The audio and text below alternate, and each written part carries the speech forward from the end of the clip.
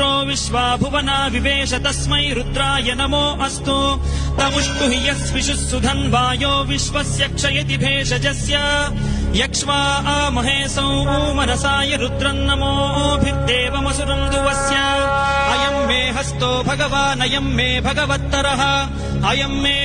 विश्वभेषजोऽयम् शिवाभिमर्शनः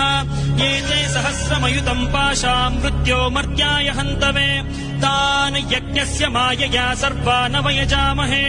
मृत्यवे स्वाहा मृत्यवे स्वाहा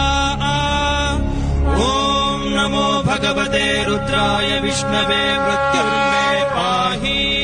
प्राणानाम् ग्रन्थिरसि